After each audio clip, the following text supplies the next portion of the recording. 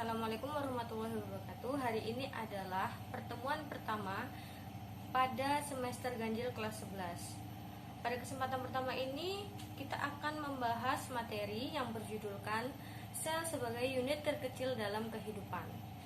Pertama-tama, apakah kalian mengerti apa yang dinamakan sel? Ya, kita akan membahas tentang sel sendiri. Pembahasan pertama yang akan kita bahas yaitu sejarah penemuan sel. Pada tahun 1665, Robert Hooke mengamati sebuah sayatan gabus dari pohon gabus atau pohon ek.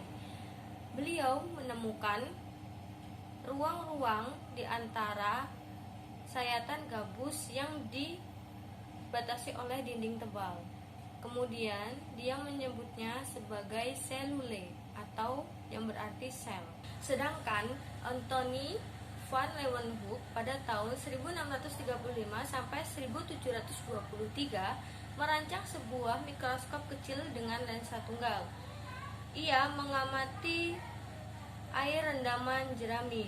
Dari pengamatannya, dia menemukan organisme yang bergerak-gerak, kemudian ia menyebutnya sebagai bakteri. Semenjak penemuannya itu, dia dikenal sebagai orang yang pertama kali menemukan sel hidup. Kemudian yang selanjutnya kita akan membahas komponen-komponen sel secara kimia. Komponen kimia sel itu terdapat dua, yaitu senyawa anorganik dan senyawa organik. Senyawa anorganik sendiri itu terdiri atas air dan gas, sedangkan senyawa organik terdiri dari lemak, karbohidrat, protein, DNA, dan RNA. Yang selanjutnya yaitu ciri-ciri dari sel sendiri. Sel secara garis besar dibagi menjadi dua, yaitu sel eukariotik dan sel prokariotik. Sel eukariotik berasal dari bahasa Yunani, yaitu eu yang berarti sejati dan karion yang berarti inti. Secara bahasa, sel eukariotik yaitu sel yang memiliki inti sel. Kemudian sel eukariotik ini memiliki ciri-ciri umum seperti struktur organelnya dibatasi oleh membran. Yang kedua, bersifat uniseluler atau multiseluler. Yang ketiga, lebih kecil dari sel prokariotik. Yang keempat, memiliki inti sel yang diselubungi oleh membran. Dan yang terakhir yaitu bereproduksi melalui seksual dan aseksual. Jenis sel yang kedua yaitu sel prokariotik. Secara bahasa, prokariotik berasal dari bahasa Yunani yaitu pro yang artinya sebelum dan karion yang berarti inti. Jadi sel prokariotik yaitu sel yang tidak memiliki inti sel. Secara umum, sel prokariotik sendiri memiliki ciri-ciri sebagai berikut. Yang pertama, materi DNA berada di luar inti sel. Yang kedua, aktivitas terjadi di membran plasma. Yang ketiga, yaitu memiliki 4 bentuk, yaitu kopus, tangkai, spiral, dan vibrio. Baik, materi selanjutnya yaitu struktur dan fungsi sel. Dalam sebuah sel itu terdapat organisme-organisme yang membantu dalam proses metabolisme tubuh sendiri. Apa sajakah struktur dari sel tersebut? Baik, kita akan memulainya. Yang pertama yaitu membran sel atau sebagai selaput plasma. Bagian ini adalah bagian terluar dari sel tersebut. Sel ini hanya bisa dilalui oleh glukosa, asam amino, gliserol, dan ion.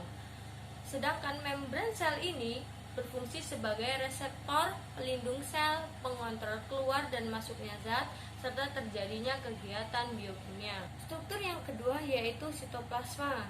Sitoplasma ini adalah cairan pengisi antara inti sel dan selaput plasma. Kemudian komponen penyusun dari sitoplasma yaitu cairan seperti jelly atau yang sering disebut sebagai sitosol. Kemudian jaringan pembentuk filamen atau benang dan serabut yang sering kita sebut sebagai sitoskeleton dan organel-organel sel. Struktur yang ketiga yaitu nukleus atau inti sel. Nukleus ini adalah suatu organel yang terselubung membran. Sebagian besarnya mengandung materi genetik yang berbentuk kromatin atau sebagai penghasil DNA. Selanjutnya, struktur yang keempat yaitu mitokondria. Struktur ini berbentuk lekukan ke dalam, membentuk kristal, dan pada organel ini adalah tempat berlangsungnya respirasi sel. Kemudian, struktur yang kelima yaitu vakuola. Vakuola ini adalah kantung membran tempat terjadinya reaksi kimia. Contohnya seperti keseimbangan air dalam sel. Kemudian, struktur yang keenam yaitu retikulum endoplasma atau yang sering disebut RE. RE sendiri ini membentuk seperti jala. Kemudian, RE ini dibagi menjadi dua macam, yaitu RE halus dan RE kasar. RE kasar yaitu diselubungi oleh ribosom yang tampak berbintil, sedangkan RE halus tidak ditempeli oleh ribosom. Struktur yang selanjutnya yaitu ribosom. Ribosom adalah struktur kecil dalam sitoplasma, baik pada sel eukariotik atau sel prokariotik, dan berada bebas di dalam sitoplasma. Ada juga yang terikat oleh RE. Pada ribosom ini berfungsi sebagai tempat terjadinya sintesis protein. Struktur yang selanjutnya yaitu kompleks Golgi atau organel secretory. Organel ini adalah komponen terbesar dalam sel. Jadi hampir semua sel itu dipenuhi oleh kompleks Golgi. Kompleks Golgi ini berkaitan satu sama lain sehingga membentuk seperti jala. Secara sekilas, kompleks Golgi ini dilihat mirip seperti retikulum endoplasma. Akan tetapi, jika diteliti lebih dalam, akan terdapat perbedaannya. Kompleks Golgi ini berfungsi sebagai tempat sintesis polisakarida, membentuk membran plasma, membentuk kantong sekretori atau membentuk akrosom. Kemudian, struktur yang selanjutnya yaitu lisosom. Lisosom merupakan kantong kecil berbentuk bulat yang berisi enzim hidrolitik atau yang disebut dengan lisozim.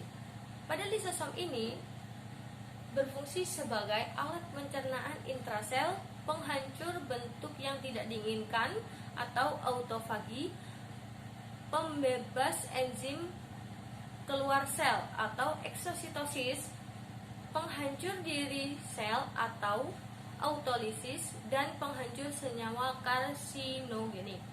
Kemudian struktur yang selanjutnya yaitu badan mikro. Badan mikro ini memiliki bentuk hampir seperti lisosom. Sedangkan akan tetapi badan mikro ini memiliki dua bentuk, yaitu peroksisom dan glikosisom.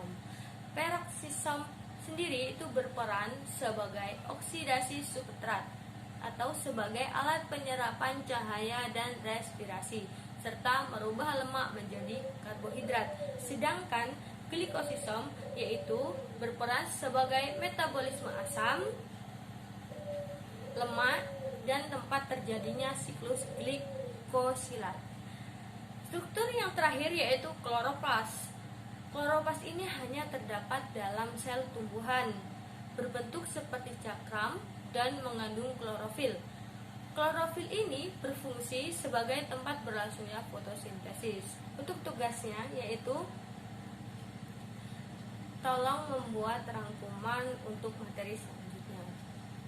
Bagi anak-anak mungkin sekian. Assalamualaikum warahmatullahi wabarakatuh.